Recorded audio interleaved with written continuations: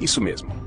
Um e-mail interno obtido pela revista Oeste mostra que o juiz Leonardo Fernandes, subordinado direto de Moraes, pediu que todos os envolvidos na apuração enviassem seus vídeos para fechar a possibilidade de edição antes de disponibilizá-los nos processos. Mas o que isso significa? Será que provas foram manipuladas? Será que informações foram plantadas? Será que o maior tribunal do país forjou evidências para manter presos aqueles que desafiaram o sistema? As revelações são estarrecedoras e podem levar à anulação de todos os processos relacionados ao 8 de janeiro. A denúncia vem acompanhada de uma preocupação ainda maior. Segundo juristas, qualquer tipo de edição de provas pode significar falsificação documental. O advogado constitucionalista André Marsiglia foi taxativo ao afirmar: uma prova editada é uma prova criada. E se isso for comprovado, não estamos falando apenas de uma irregularidade administrativa, mas de um crime gravíssimo que pode levar a punições severas. Não é qualquer um dizendo isso, é um especialista no assunto. E pior, a defesa de diversos investigados já se manifestou e declarou que todos os processos do 8 de janeiro são nulos. Afinal, como alguém pode se defender de uma acusação baseada em provas manipuladas? Como pode um julgamento ser imparcial se o próprio STF atuou como investigador, acusador e juiz ao mesmo tempo? Isso tudo configura nada menos que um tribunal de exceção, algo completamente incompatível com a democracia e o Estado de Direito. Se isso se confirmar, Alexandre de Moraes pode estar com os dias contados no Supremo. Mas a bomba não para por aí. Sabe o que é ainda mais assustador? Esse material estava nas mãos do STF desde o início do processo, mas não foi disponibilizado às defesas dos investigados. Ou seja, o gabinete de Moraes segurou provas cruciais até decidir o que fazer com elas. Por quê? O que havia nesses vídeos que não poderia vir a público? Será que mostravam algo diferente da narrativa oficial? Será que alguém dentro do tribunal sabia que as imagens poderiam desmontar as acusações? A revelação coloca o Supremo Tribunal Federal no epicentro de um escândalo sem precedentes. E agora os ministros terão que responder perguntas duríssimas. Se provas realmente foram manipuladas, isso abre caminho para pedidos de impeachment, perda de cargo e até processos criminais contra os responsáveis. E mais, a Polícia Federal e o Tribunal Superior Eleitoral, que participaram das investigações, também podem estar comprometidos nessa história.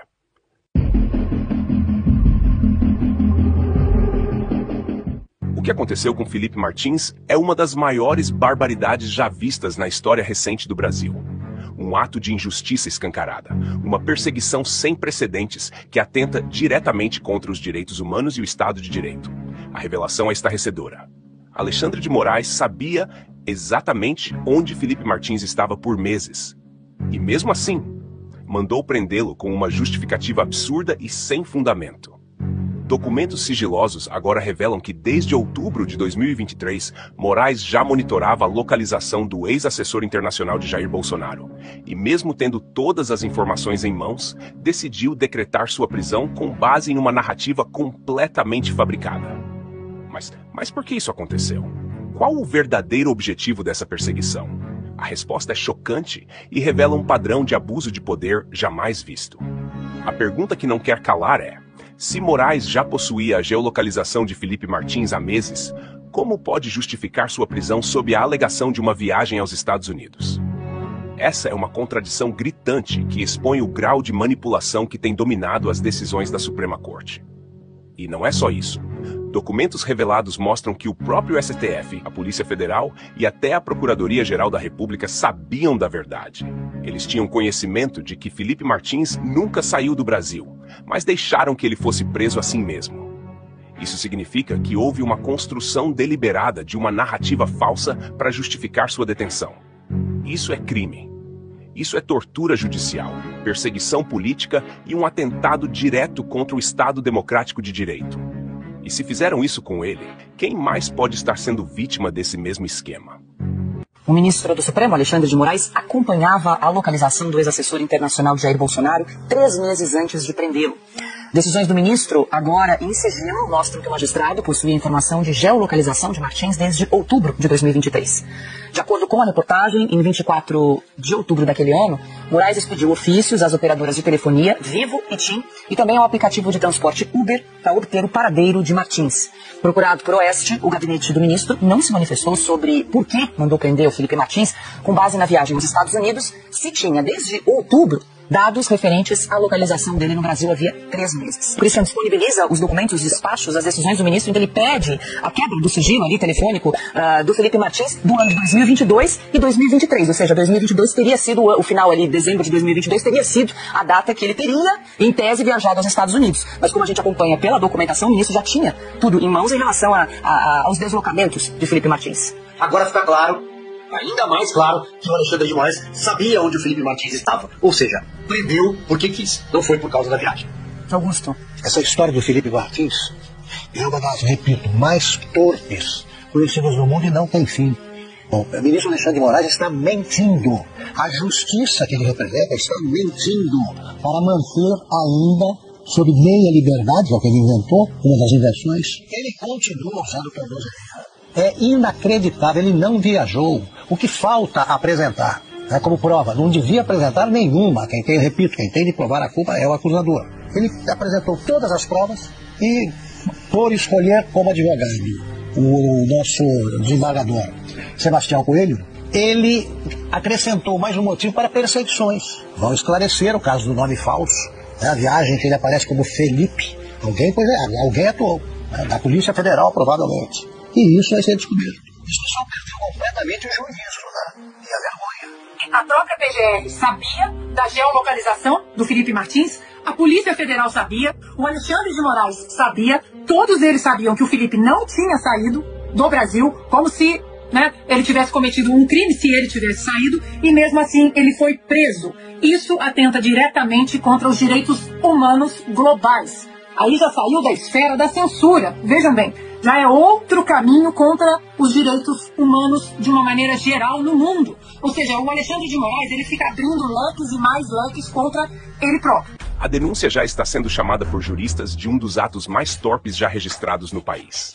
Segundo especialistas, Moraes e seus aliados fabricaram uma justificativa para manter Felipe Martins atrás das grades, mesmo sabendo que ele era inocente. Isso vai muito além de censura. Isso fere direitos humanos básicos, e agora a repercussão pode ultrapassar as fronteiras do Brasil. A própria ONU e entidades internacionais de defesa dos direitos humanos podem ser acionadas para investigar esse abuso de poder sem precedentes. Afinal, se um cidadão pode ser preso com base em uma farsa judicial, então ninguém mais está seguro nesse país. A questão agora é: qual será a resposta da sociedade e das instituições diante dessa atrocidade? E mais importante, quem será o próximo alvo desse regime de terror togado?